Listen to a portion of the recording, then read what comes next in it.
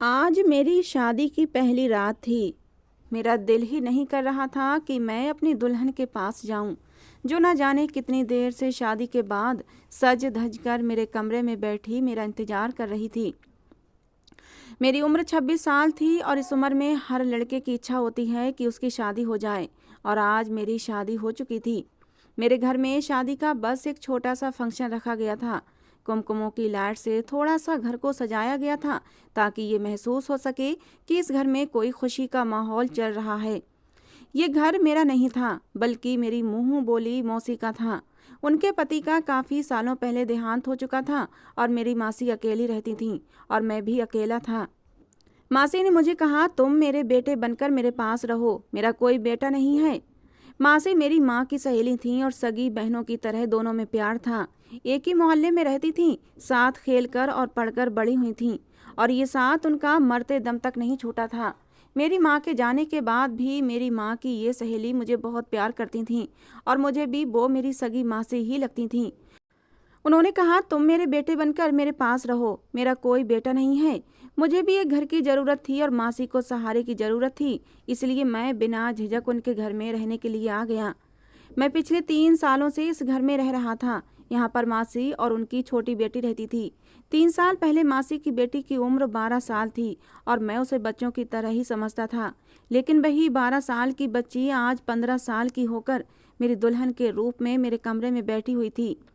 वो कमरा जो मासी ने इस घर में मेरे नाम कर रखा था, और मैं 3 साल से इसी कमरे में रहता था। लेकिन मेरे बहमो गुमान में भी नहीं था मेरी शादी मेरी मुंह बोली मासी की 15 साल की बेटी से हो जाएगी। वो अंदर बैठी हुई थी और मैं बाहर टीवी हॉल में सोफे पर बैठा हुआ था। मासी शायद सोने के लिए जा चुकी थीं, और जो थोड़े बहुत मेहमान थे वो भी अपने अपने घर जा चुके थे। लेकिन मैं कश्मकश में था कि कमरे में जाऊं या ना जाऊं। मुझे बहुत बुरा लग रहा था कि मैं एक 15 साल की लड़की के पास जाऊं और उससे पति पत्नी का रिश्ता बनाऊं। मुझे तो सोचते हुए भी अजीब लग रहा था कि मैं उस छोटी सी बच्ची के साथ सुहागरात मनाऊं, क्योंकि वो जैसी भी थी अभी बहुत ही कम उम्र थी और छोटी बच्ची ही थी। मैंने बस अपनी मासी के कहने पर यह शादी की थी। हाँ, अगर तृप्ति थोड़ी सी बड़ी होती, वो 15 की जगह 18 या 20 साल की होती, तो फिर भी मैं शादी से खुश हो जाता, क्योंकि वो बहुत ही प्यारी लड़की थी और मुझे उससे शादी करने पर कोई ऐतराज ना होता। मुझे ऐतराज सिर्फ और सिर्फ तृप्ति की कम उम्र होने पर था, उससे ज़्यादा मुझे कोई मतलब नहीं था। लेकिन मासी ने कुछ इस तरह से मुझे जज्बाती तौर पर ब्लैकमेल किया कि मैं इनकार ना कर सका। मैंने तो मासी से कहा था कि मैं अभी तृप्ति के साथ सिर्फ फेरे लेता हूँ, लेकिन विदाई बाद में कर देना। जब वो बड़ी हो जाएगी तो आप उसकी विदाई कर देना। तब तक मैं अपने दोस्त के पास दुबई चला जाता हूँ और वहाँ कुछ काम धंधा करूँगा। कुछ पैसे भी हो जाएंगे, उसके बाद आप भले ही विदाई कर देना, मुझे कोई ऐतराज़ नहीं होगा। लेकिन मासी कहने लगी, नहीं, मुझे विदाई भी आज ही करनी है। मुझे ये विदाई वाली बात समझ नहीं आई थी। असल में तो हम एक ही घर में रहते थे। ऐसा नहीं था कि इस घर से दूसरे घर तृप्ति को विदा होकर जाना था। विदाई से पहले मेरा मतलब सिर्फ यही था कि जिस तरह से पति पत्नी एक रिश्ते में बंध जाते हैं, एक दूसरे से फिजिकल होते हैं, वो शुरुआत हम अभी नहीं करेंगे। जब तृप्ति बड़ी हो जाएगी तब करेंगे, यानी आज से 4-5 साल के बाद। क्योंकि मैं इतनी छोटी सी लड़की से शादी करने को कानूनी जुर्म समझता था, और ये वाकई कानूनी जुर्म ही था। और इसीलिए तो खामोशी से मासी ने मेरी शादी करवाई थी, वरना अगर बात पुलिस तक पहुंच जाती तो पुलिस हमारे घर आ जाती, क्योंकि इस मामले में कानून भी बहुत सख्त हो चुका है। इस शादी को लेकर मैं काफ़ी हद तक डरा हुआ भी था। मेरा फ्यूचर भी शादी की वजह से ख़राब हो सकता था। अगर किसी ने पुलिस में जाकर या कोर्ट में जाकर चुगली कर दी कि मैंने कम उम्र लड़की से शादी की है, तो यकीनन मुझे कोई ना कोई सज़ा तो मिल ही जानी थी। मैं इन्हीं सोचों में गुम होकर हॉल में सोफे पर बैठा हुआ था कि मेरी मासी के कमरे का दरवाज़ा खुला और वो बाहर आईं और मेरी तरफ हैरत से देखने लगीं। मुझसे कहा, तुम अभी तक अपनी दुल्हन के पास नहीं गए हो, वो तुम्हारा इंतजार कर रही है। मासी के मुंह से ये बात सुनकर मुझे ना जाने क्यों अजीब लगा था। मैं अपने दिमाग में उनके सवाल का जवाब सोच रहा था कि मासी को क्या जवाब दूं। अब मैं उनसे क्या कहता कि मैं दुल्हन के पास ही नहीं जाना चाहता, और फिर मैंने मासी को ये बात कही थी कि मैं दुल्हन के पास नहीं जाना चाहता। ये कहकर मैंने मासी से नज़रें चुरा ली थीं।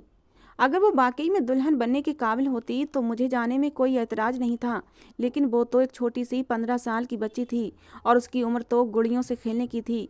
मैंने कहा मेरी तबीयत ठीक नहीं है, तो मासी ने कहा कोई बहाना नहीं चलेगा, तुम्हें अपनी दुल्हन के पास जाना होगा। मैंने बड़े अरमानों से अपनी बेटी की शादी तुमसे की है, अब इस तरह से तुम मेरी बेटी को धुतकार नहीं सकते हो। मासी की बात पर मैं हैरान हो गया, ये धुतकारने वाली बात भला कहाँ से आ गई। वो शायद मेरी बात समझते हुए भी समझ नहीं पा रही थीं, और फिर मजबूरन मुझे वहाँ से उठना पड़ा और तृप्ति के पास जाना पड़ा। जैसे ही मैंने कमरे का दरवाज़ा खोला तो देखा तृप्ति पूरे दुल्हन की तरह तैयार होकर सर झुकाए बैठी है। मुझे ना जाने क्यों तृप्ति को देखकर बहुत दुख हुआ था। वो छोटी सी बच्ची थी और मासी की जिद की वजह से हम दोनों इस बेजोड़ रिश्ते में बंध गए थे। मैंने फैसला कर लिया था कि मैं उसके साथ कुछ भी गलत नहीं करूँगा जब तक कि वो 18 साल की नहीं हो जाती। मैं उसके साथ पति पत्नी वाला रिश्ता नहीं बनाऊंगा। मैं उसके करीब जाकर खड़ा हो गया, लेकिन बैठा नहीं था। मैंने उससे कोई बात नहीं की। वो सर झुकाए बैठी थी। इस समय वो इतनी हसीन लग रही थी कि मैं उसके हुस्न को शब्दों में बयान नहीं कर सकता। उसकी उम्र 15 साल थी, लेकिन उसका मेकअप कुछ इस तरह से किया गया था कि वो अपनी उम्र से बड़ी लग रही थी। लेकिन मेकअप से क्या होता है, वो इतनी बड़ी नहीं थी, वो छोटी बच्ची ही थी, और मैं कैसे उसके साथ कोई संबंध बना सकता था। मैंने खामोशी से तकिया उठाया और सामने सोफे पर जाकर सोने लगा। तो उसने हैरत से मेरी तरफ देखा, फिर थोड़ी देर बाद बोली कि आप बेड पर ही सो जाएं। सोफ़ा तो बहुत छोटा है और आप तो अच्छे खासे लंबे हैं, आपको सोने में परेशानी होगी।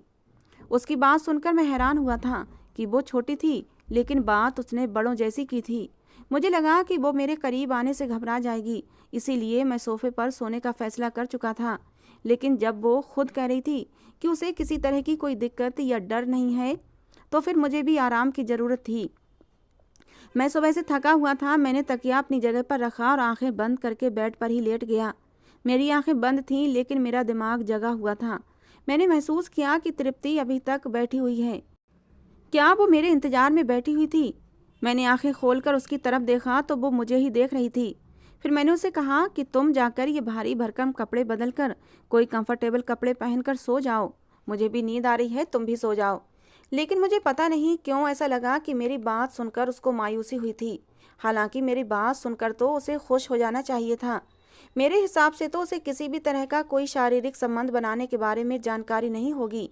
इतनी छोटी सी तो थी वो। फिर थोड़ी देर बाद ड्रेसिंग रूम में वो चली गई थी। उसने अपने कपड़े बदले और मेरे बराबर आकर लेट गई। मैंने उठकर लाइट ऑफ कर दी, लेकिन सोते समय मुझे पता नहीं क्यों ऐसा महसूस हो रहा था कि वो बार बार सरक कर नींद में मेरी तरफ आ रही है।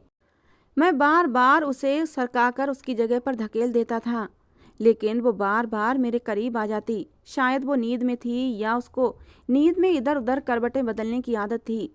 वो तो नींद में ये हरकत कर रही थी, लेकिन मैं तो जाग रहा था। सिर्फ मैं ही नहीं जाग रहा था, उसके ये हरकत मेरे जज्बातों को भी जगा रही थी। एक बार तो वो मेरे इतने करीब हो गई कि मेरे दिल की धड़कनों में शोर मच गया था। मेरी सांसें तेज हो गई थीं। मेरे सामने एक लड़की थी, वो भी मेरी पत्नी थी, और मैं उस पर पूरा हक रखता था। मैं चाहता तो उससे अपना हक वसूल कर सकता था, लेकिन मेरा ज़मीर ये गवारा नहीं कर रहा था कि इतनी छोटी सी बच्ची के साथ मैं इस तरह का संबंध बनाऊं, और ये कानूनी जुर्म भी था। कल को अगर पुलिस को शादी की खबर हो जाती तो तृप्ति के मेडिकल चेकअप के बाद मुझे कोई ना कोई सज़ा ज़रूर होनी थी, क्योंकि ये बात साबित हो जाती कि बेशक मैंने सिर्फ उससे शादी ही नहीं की, बल्कि उसके साथ पति पत्नी वाला रिश्ता भी बनाया है। और मैं यही सोच रहा था, इसलिए मैंने बेहतर यही समझा कि मैं उससे दूर ही रहूं। इसलिए मैंने तृप्ति को खुद से अलग कर दिया और दूसरी तरफ करवट बदलकर सारी रात मैं बेचैन ही रहा। सुबह जब मेरी आँख खुली तो बहुत देर हो चुकी थी। मैंने देखा तृप्ति अभी तक सो रही है।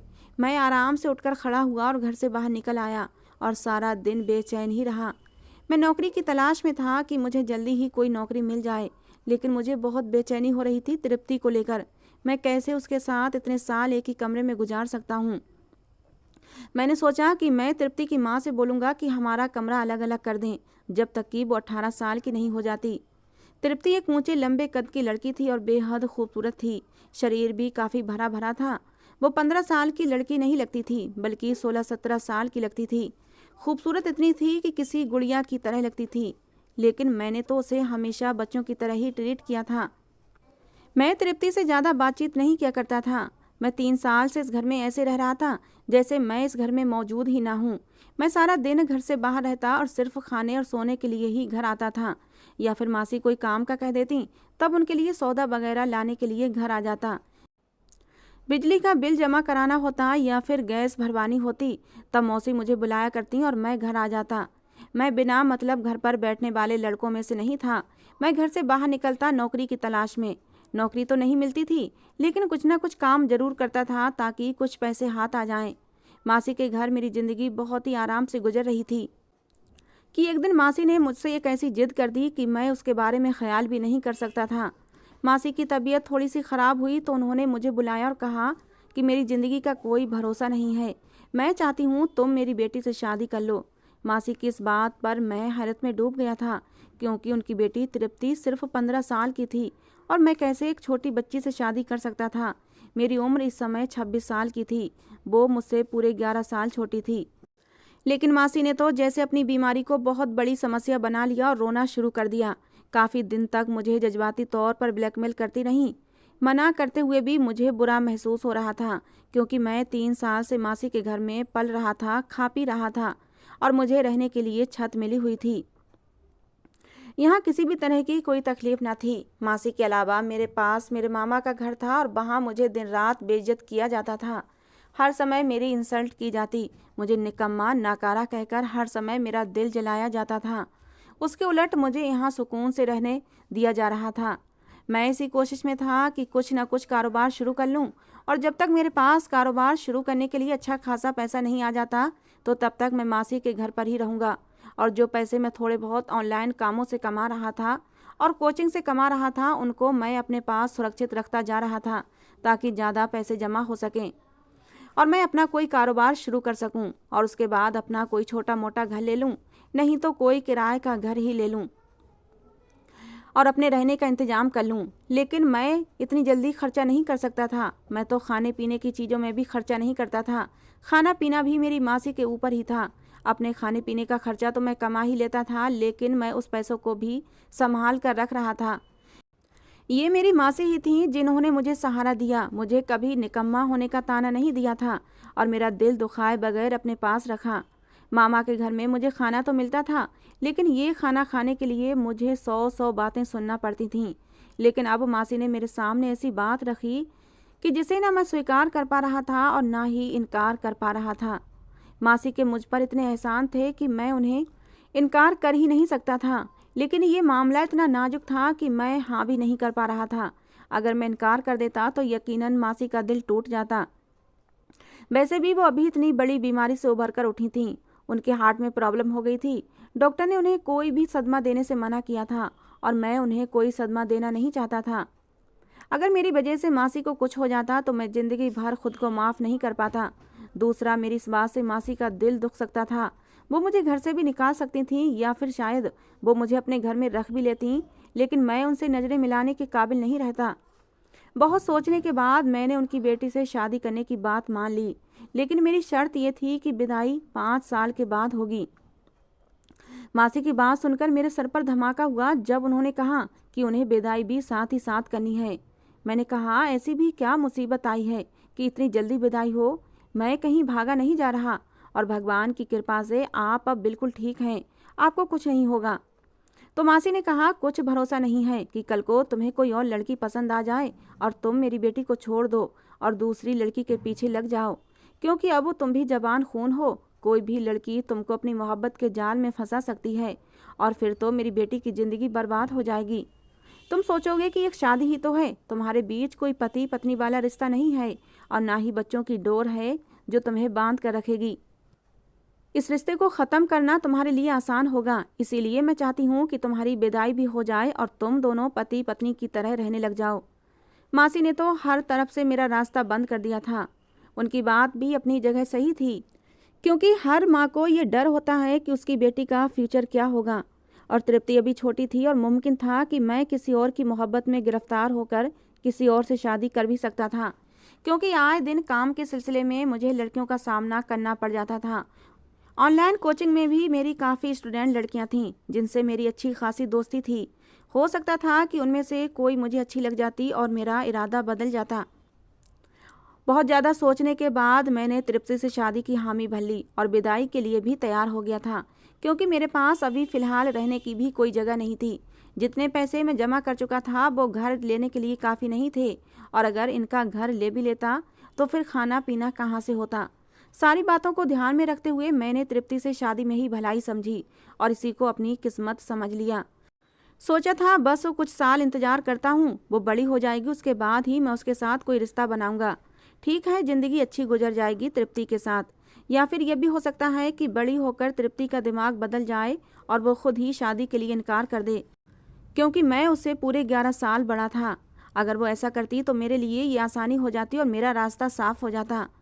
लेकिन तृप्ति की हरकतें तो मुझे कुछ और ही पता दे रही थीं। वो इतनी छोटी भी नहीं थी जितना छोटा मैं उसे समझ रहा था। मैंने महसूस किया था कि बहाने बहाने से वो मेरे करीब होने की कोशिश करती है।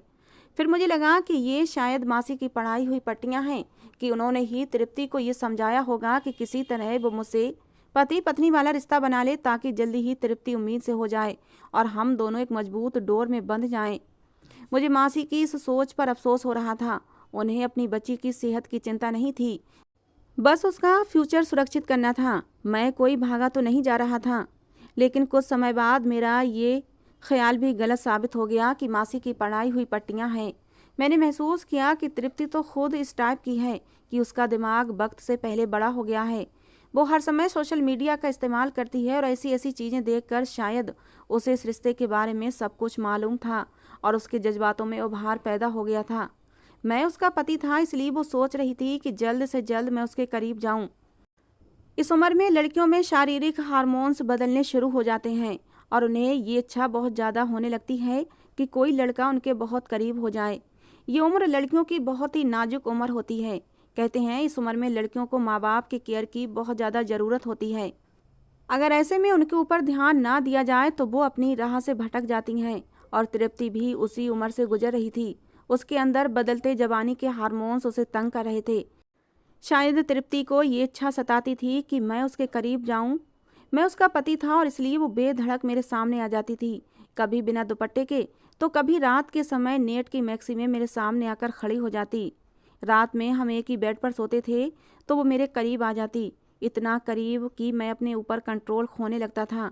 अच्छे से तैयार होकर वो मुझे अपनी तरफ खींचने की कोशिश करती थी। वो अभी सिर्फ 10th क्लास में थी और मैं जब उसे स्कूल छोड़ने जाता तो वो मेरी बाइक पर मुझसे चिपक कर बैठने की कोशिश करती थी। मैं उसे कहता कि पीछे हटकर बैठो तुम। कुछ देर के लिए वो पीछे हो जाती और फिर दोबारा से मेरे करीब हो जाती। मेरे दिल की धड़कनों में तूफान मच जाता था, लेकिन मैं खुद पर कंट्रोल करता था। मुझे उसकी हरकतों पर गुस्सा आने लगा था। कानूनी तौर पर भी मैं कुछ डरा हुआ था कि कहीं मैं पकड़ा ना जाऊं। ये कानूनी जुर्म है और अगर किसी ने मेरी चुगली कर दी तो मैं जेल की सलाखों के पीछे भी जा सकता हूँ। कुछ दिनों से मैंने देखा तृप्ति की दिमागी हालत दिन ब दिन अब खराब होती जा रही है। शायद उसे इस बात का डिप्रेशन था कि मैं उसके करीब नहीं जा रहा। लेकिन एक दिन मेरी बर्दाश्त की हद ख़त्म हो गई जब उसने खुद ही मेरे बहुत ज़्यादा करीब आने की कोशिश की थी। शायद उसको खुद पर कंट्रोल नहीं रहा था और वो मेरे सीने से लगकर मुझे चूमने लगी थी। मेरे शरीर में भी जैसे आग लग चुकी थी। लेकिन मुझे तृप्ति की ये हरकत बिल्कुल पसंद नहीं आई थी। गुस्से के मारे मेरा बुरा हाल था और इसी गुस्से में मैंने उसे झटक दिया था तो वो रोने लगी। बोली, मैं आपकी पत्नी हूँ, आप मुझसे दूर क्यों रहते हैं? मैंने उसे कहा, पहले अपनी उम्र देखो फिर ऐसी बातें करो। गुस्से के मारे मेरा बुरा हाल था। मैंने उसको बहुत ज़्यादा डांटा था, ना जाने कितनी बुरी बातें सुनाई और घर छोड़कर चला गया। 2-3 दिन तक घर से बाहर ही रहा और अपना मोबाइल भी बंद कर लिया। ये 2 दिन मैं अपने दोस्त के घर पर रहा। मैं दिमागी तौर पर बहुत ज़्यादा परेशान था। घर वापस आया तो मासी बहुत परेशान थी।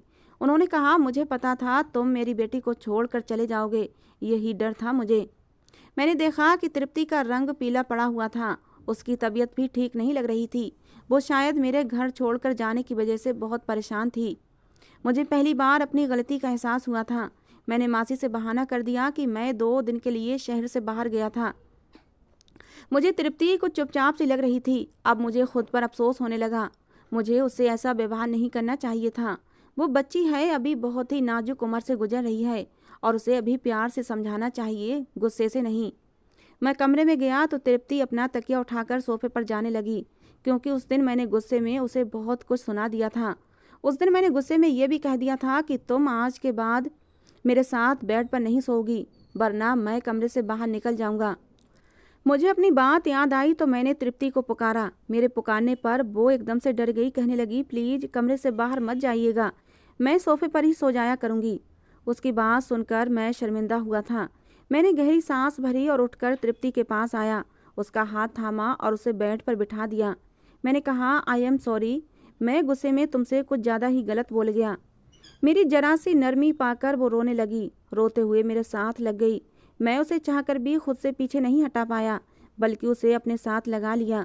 वो सिसकियों से रो रही थी, कहने लगी, मुझे पता है कि मैं आपको बहुत बुरी लगती हूँ। आपने मम्मी के मजबूर करने पर मुझसे शादी की है। उसकी बात सुनकर उसका चेहरा मैंने ऊपर उठाया। मैंने कहा, तुम मुझे बुरी नहीं लगती हो, बल्कि अब अच्छी लगने लगी हो तुम। अब तुमसे दूर रहना मुझे मुश्किल लगने लगा है, लेकिन मैं तुम्हारे पास भी नहीं आ सकता क्योंकि तुम बहुत कम उम्र हो। मैं तुम्हें इतनी कम उम्र में किसी मुसीबत में नहीं डालना चाहता तृप्ति। मैंने आज उसे अपना हर डर बता दिया था। मुझे लगा ये सुनकर उसे सुकून हो जाएगा, लेकिन वो तो और भी ज़्यादा परेशान हो गई थी और किसी गहरी सोच में डूब गई थी। समय कुछ और आगे को बढ़ा तो तृप्ति का पेट अब फूलने लगा था। उसकी रंगत भी पीली पड़ने लगी थी। मासी भी उन दिनों कुछ चुप चुप सी थीं, काफ़ी बीमार भी रहने लगी थीं। मैंने मासी से तृप्ति के बारे में कहा कि उसे डॉक्टर के पास लेकर जाएं, तो मासी कहने लगी, मैं उसे डॉक्टर के पास लेकर गई थी, उसे दवा दे रही हूँ, वो ठीक हो जाएगी। एक दिन अचानक ही मासी की तबीयत बहुत ज़्यादा बिगड़ गई। उनके सीने में फिर से तेज़ दर्द उठा था। मैं जब तक उन्हें अस्पताल लेकर गया वो दम तोड़ चुकी थीं। ये सदमा तृप्ति के लिए भी बहुत बड़ा था। उस समय मैंने ही उसे संभाला था, लेकिन अब मैंने महसूस किया कि उसका पेट बहुत ज़्यादा बड़ा होने लगा है। मैं उसे डॉक्टर के पास लेकर गया। डॉक्टर ने अल्ट्रासाउंड किया और जो कुछ मुझे बताया, मेरे होश उड़ गए। डॉक्टर कहने लगी, आपकी पत्नी 5 महीने की प्रेग्नेंट है। ये सुनकर तो मेरा दिमाग घूम कर रह गया था। मैं जिसे बच्ची समझ रहा था, उसे बच्ची समझकर उसके पास नहीं जाता था। वो कम उम्र में ही ये गुल खिला बैठी थी और अपना गुनाह छुपाने के लिए मुझसे शादी की थी। मासी की जल्दबाजी अब मुझे समझ आई थी।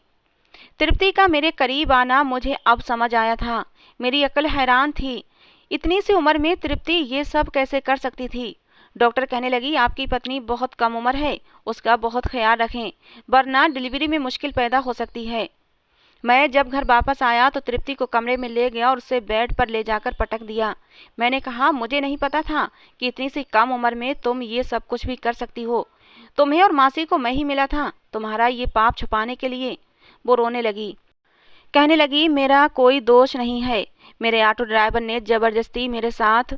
ये कहकर वो सिसक सिसक कर रोने लगी, कहने लगी, मम्मी मुझे डॉक्टर के पास लेकर गई थीं, लेकिन डॉक्टर ने अबॉर्शन करने से मना कर दिया।